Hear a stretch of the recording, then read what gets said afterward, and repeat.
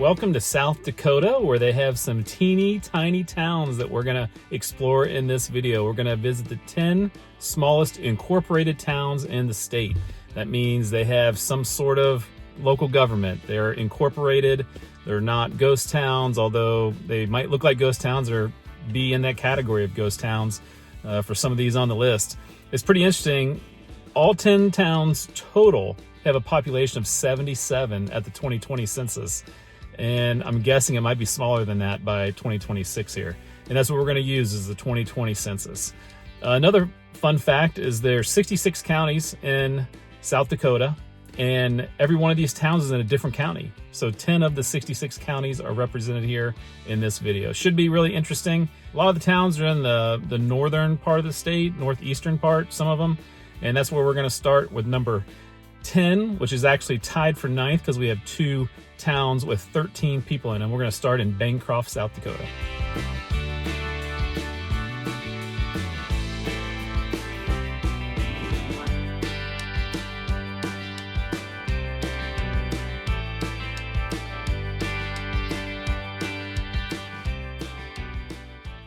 Getting started here in Bancroft, South Dakota, population 13. And it's interesting driving in. It feels like there's more than 13 people here. I've been to towns with 13 people and usually there's only a few houses, but this one feels like there's a few more.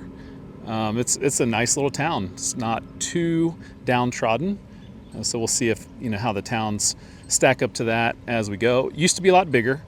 Used to definitely have over 100 people. And it's on the railroad. And a lot of these towns are probably going to have that as the reason why they're not as big anymore. I'm just guessing. So like I said, we'll have to wait and see as we go. Bancroft is located in Kingsbury County. The town was founded in 1882 during the expansion of the Chicago and Northwestern Railway across eastern South Dakota. The town was named after George Bancroft, a prominent historian, author, and former U.S. Secretary of the Navy. Bancroft quickly developed as a railroad shipping point for grain and livestock produced by nearby farms. It was incorporated in 1884. Improved roads and automobiles gradually reduced the town's dependence on railroad passenger service during the mid-20th century. Farm consolidation and rural population decline caused many small businesses to close during the second half of the 20th century. Agriculture remains the primary industry in and around town. It's representative of many South Dakota railroad towns that we'll see in this video during the settlement boom of the early 1880s. When you look at the population, you can see it peaked there in 1930, and from then it's been a steady decrease with the exception of one little uptick in the year 2000, all the way down to 13 in 2020.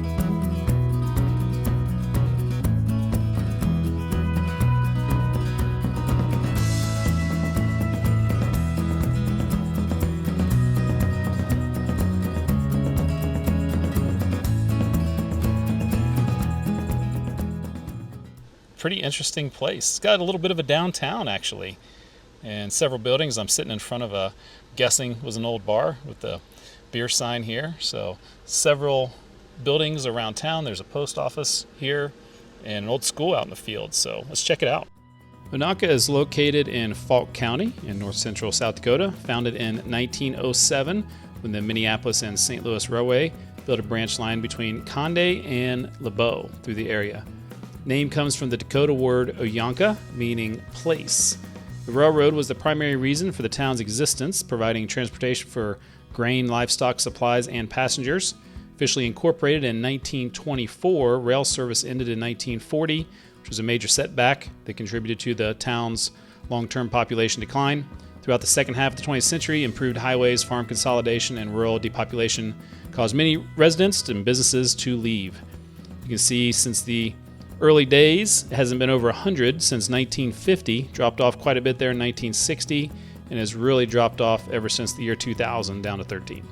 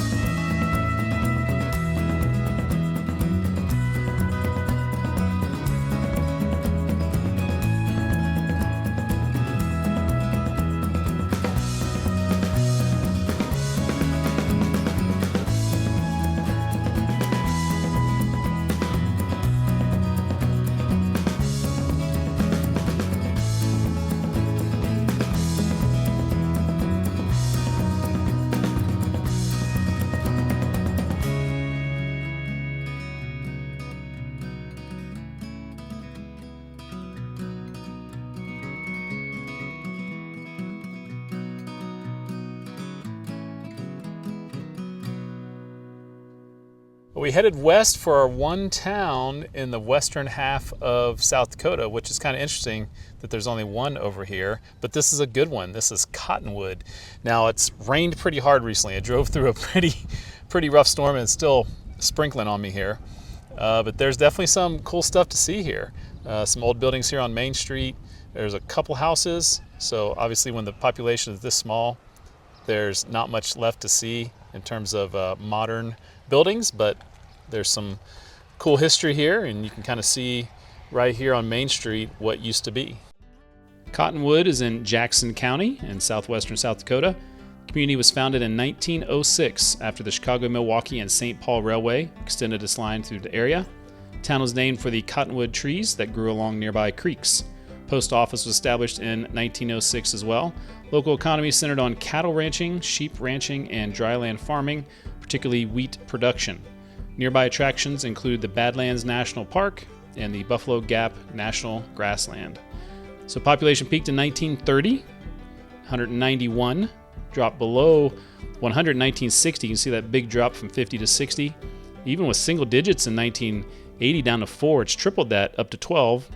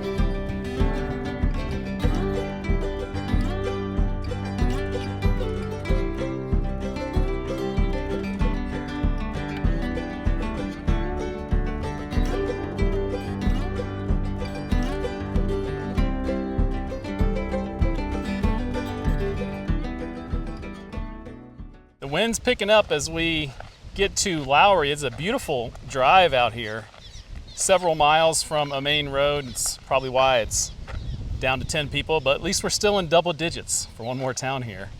It's pretty interesting looking around. They have looks like an active church, abandoned school. I think I'm on the main street here. It says Gehring Store. Yeah, pretty interesting. There's some houses people are living in, and there's definitely some abandoned houses. So let's take a closer look. Lowry is located in Walworth County in north central South Dakota. It was founded in 1907 when the Chicago, Milwaukee, and St. Paul Railway came through the area. It was named after Reverend Walter Lowry, a Presbyterian missionary and church official. Post office was established in 1908. Railroad made Lowry an important shipping center for grain, livestock, and agricultural supplies. The population began to decline after World War II due to farm consolidation, improved highways, and rural depopulation. It never had 100 people, but did stay around 90 for a few decades. And you can see in 2010 it was down to 6, and in 2020 it's up to 10. So hopefully that's a good sign for Lowry.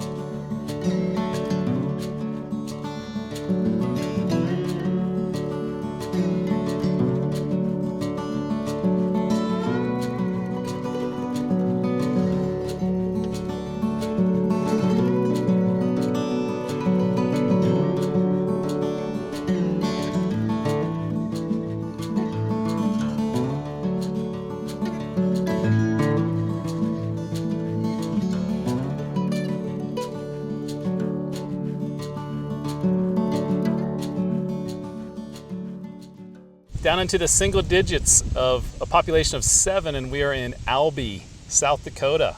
Pretty interesting. You know, driving around, you can kind of see where maybe the 7 people live. There are literally just a few houses that are livable, a couple maybe abandoned places, and a few old buildings. And I'm guessing I'm right here in the downtown area, what it used to be. It's an old railroad town, so you can see where the railroad is, and then you can see kind of the foundations of buildings. And then down the street here where there's a couple houses, there are a couple of older buildings still standing. And that's about all of the old buildings that you'll see here in Albee. So let's take a closer look and learn a little bit more about Albee.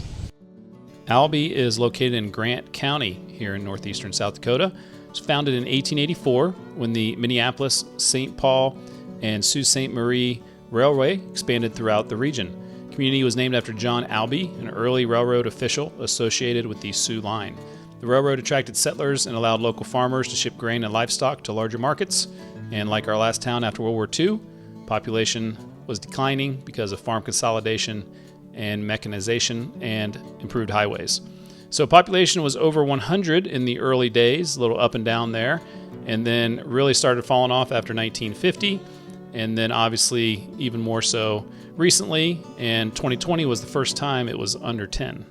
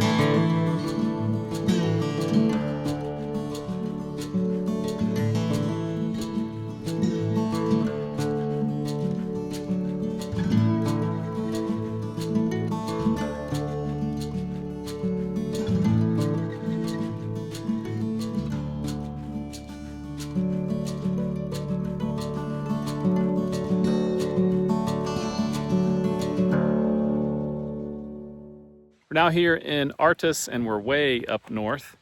You know, when we were in White Rock, we could see North Dakota on the tri-state point there. And here we're about 4 miles from North Dakota, right in the middle of the state. So we were in the northeastern part of the state, now we're over to the central part of the state, way up here at the top. And kind of interesting place. It's got a few streets. It's got an old building here right behind me that's pretty cool looking. And has a little sign as you enter town that says founded in 1901. So let's learn more about Artas. Artas is located in Campbell County in north central South Dakota. It's founded in 1901 when the Minneapolis, St. Paul, and Sault Ste. Marie Railway built through the area. It was also platted in 1901 as an agricultural shipping point. The community was named after Mrs. Artas McGee, the wife of an official associated with the Sioux Line Railroad. Artas quickly became a local center for grain elevators, livestock shipping, and businesses serving nearby farms. As trucking replaced rail shipping, the railroad became less important to the town's economy. In the official census records since 1960, it didn't have 100, but did have a little higher population than some of these towns in the 60s and 70s, although really dropped off there in the last 20 years has been under 10.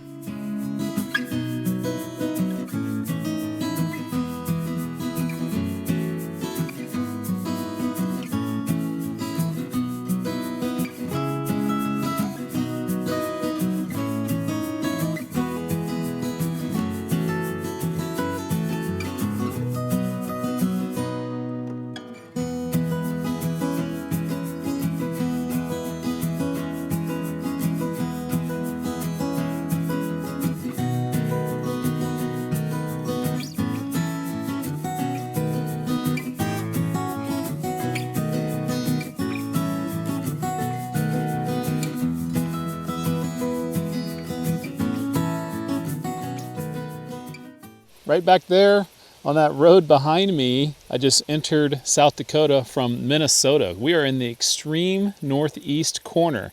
And when I say the northeast corner, I mean literally the very farthest northeast you could get. North Dakota is right up there, just a little ways, and Minnesota is just there behind us, and we're in South Dakota here.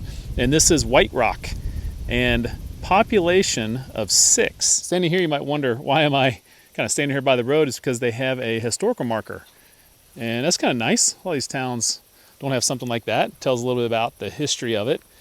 And interesting, you know, it used to be a lot bigger, and dropped all the way down though to 3 in the census in 2010, and has doubled to 6. So driving in, I haven't seen anything except a couple of abandoned buildings and some animals chirping at me back there, but let's see if we can find anything else here in the downtown White Rock area. And then after that, we'll see if we can find where North Dakota meets up with South Dakota and Minnesota.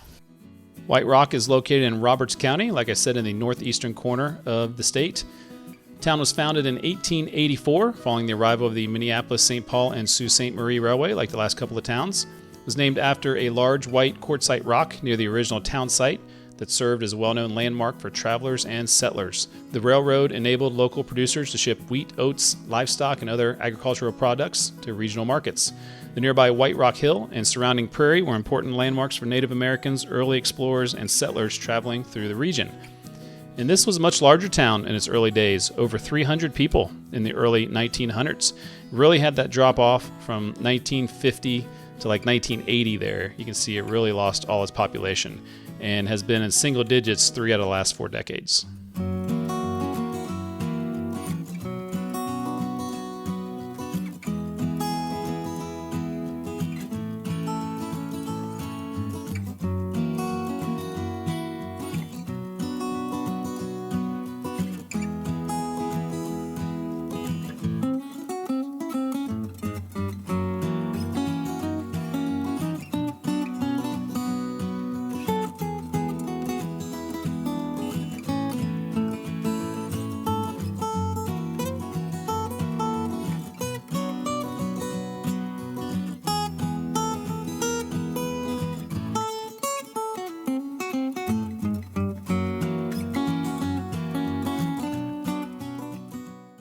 Well, certainly a new pastime on my channel has been tri-state markers, and here's a new one.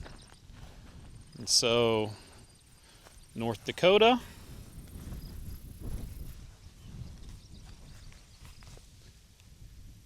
that's Minnesota, I-N-M-T, I guess that means Minnesota, and South Dakota.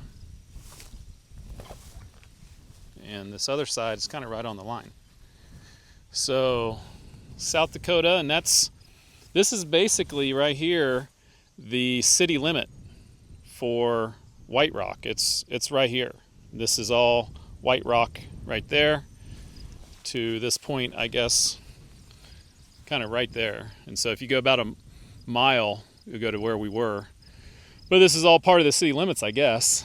and there's not much here, obviously. But then right there, that's Minnesota. And then right over here is North Dakota. So, pretty interesting. Unique town on our 10 smallest towns list. White Rock, South Dakota.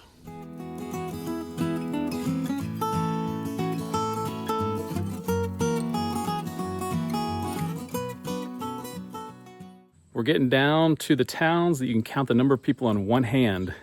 And we're here in Butler. I'm standing here by an old abandoned church. And as I drove into town, I saw there's actually a church that still appears to be open, which is a great sign for a town with only 4 people. It's interesting when it gets this small and most of the buildings are abandoned. You can see, kind of the bones of the town here. It has streets and places where there probably used to be some buildings. So let's take a little closer look and learn more about Butler. Butler is in Day County here in northeastern South Dakota, founded in 1888, and it's that same railroad, the Minneapolis-St. Paul and Sault Ste. Marie Railway. The community was named after Ransom E. Butler, a railroad official. The railroad allowed local farmers to ship wheat, oats, flax, livestock, and other agricultural products to larger markets. Had a population of over 100 until 1950, and you can see how the pattern from town to town, how from 1950 to 1960 really seems to be one of the most significant drop-offs, and it just continues from there.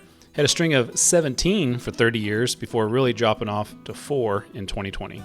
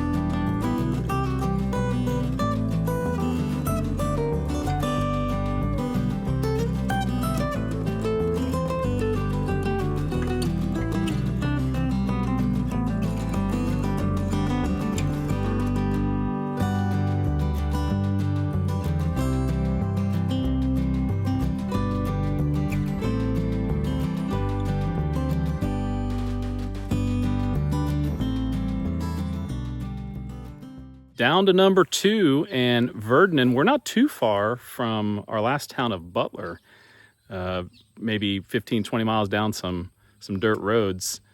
And getting here, it is quite different than Butler. Butler seemed like a little more of a traditional small town, or you could see what it was.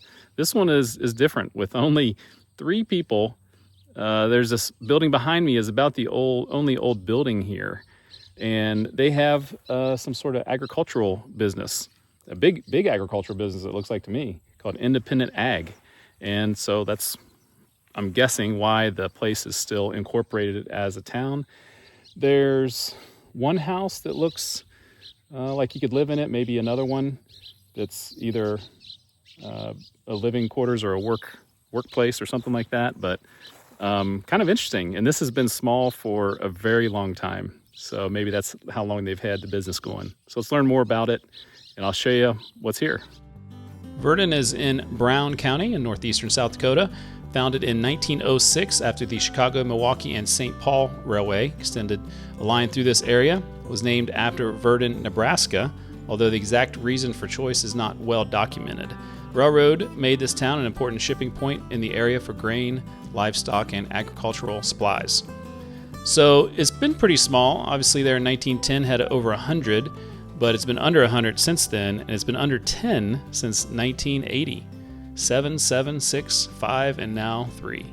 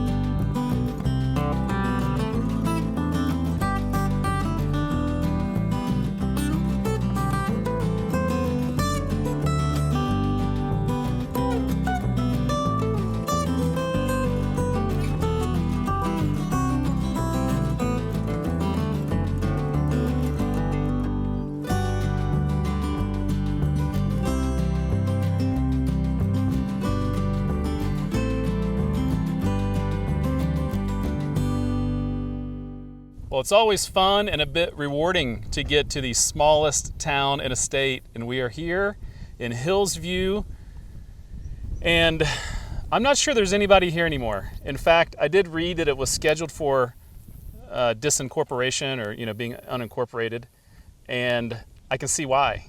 There may be somebody living. There's like possibly one house over the way, but this is a ghost town. I'm standing here. You can see the elevator, and you can see where the railroad used to go, kind of where it crosses the road. You can see the kind of where it would have gone here past the elevator, and where the town probably was set up. And it's fascinating. It's fascinating that a town like this hung on to the 2020 census, and at some point when there's nobody here, you gotta unincorporate, and so that's what's happening. But let's learn more about this town. How big was it, and how long has it been really small?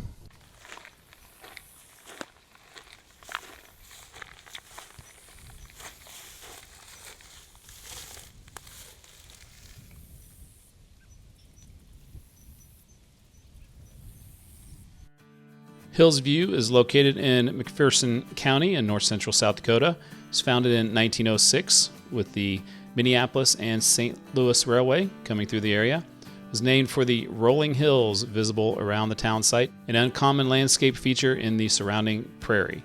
The railroad made Hillsview an important shipping point for grain, livestock, and farm supplies. During the early 1900s, Hillsview had grain elevators, a school, churches, general stores, and other businesses serving the surrounding rural community. And it had a population of over 100 until 1950, where it dropped down to 68. Really dropped off, just like these other towns. You can see railroad towns are very common in that time. And it's been under 10 since 1980. And like I said, that official population of 2, not quite sure how many people still live here.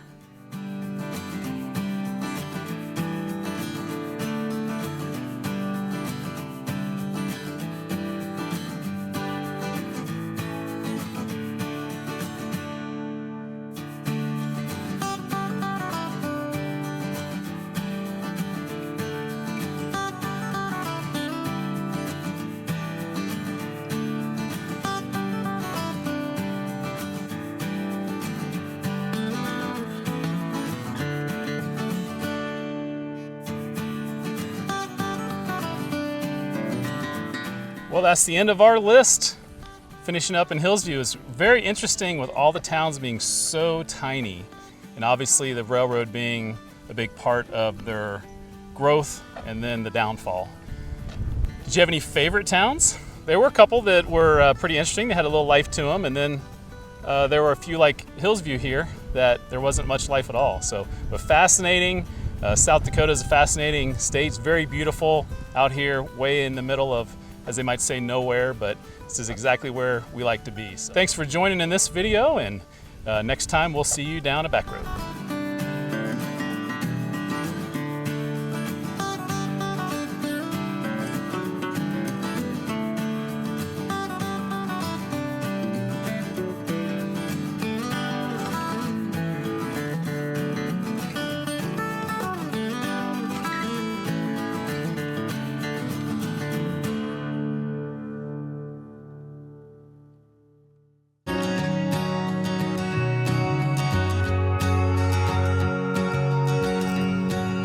Now that you made it to the end of that video, let me tell you about some of the extras on the channel. One of the things you can do is become a member. There are 3 levels of support. There's supporter, producer, and executive producer levels. All 3 have different levels of fun incentives and perks. If you haven't done so, please check out travelwiththewiseguy.com. There are lots of extras on there to explore. One of them is merchandise. We have Travel with the Wise Guy coffee mugs, Death Go Round t-shirts, hoodies, hats, and all sorts of fun things to show your support of this channel. Also on the website is a custom Google map. I've dropped pins in every place I've visited and linked the episode to each location. This seems to be a very popular feature for many of you. Also, sign up for my free newsletter that goes out about once a month. There are all sorts of links and tidbits on this page, old videos, podcasts, and just about everything I can think of I throw on the website. For all that information and more, go to travelwiththewiseguy.com. And now, the reason you're probably here, the outtakes.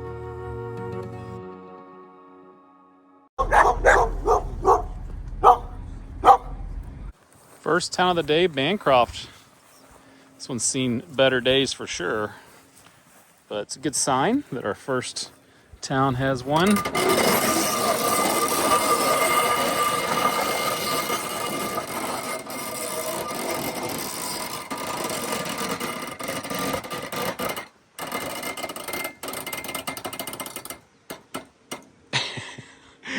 I'm pretty sure I just announced to the whole town that I'm here. Spins pretty well. I mean, it's definitely going to fall apart. Don't sit on it. But I kind of like it. We're going to give it 7.2. Our next town of Artas is way up here. You know, we're in Right Rock. It's White Rock. Just next to the church here in Lowry, there's some old playground equipment. I think there's a school over here. And we've got a nice death go round. It's pretty nice.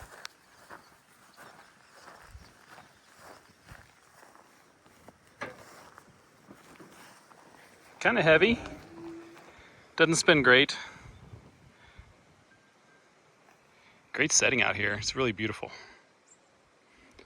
All right. Well, a little disappointing. We're going to go 6.9. Definitely more than 4 people probably going to that church. Oh, man. Bug just got me. Looks like we found one in Onaka. Oh, this one has the knobs on it to help you spin it faster. And that certainly helps. Good spin. Now, it doesn't have any color, so it gets some deduction because of, it doesn't look very spectacular, but it spins well. We're gonna give it a 7.1.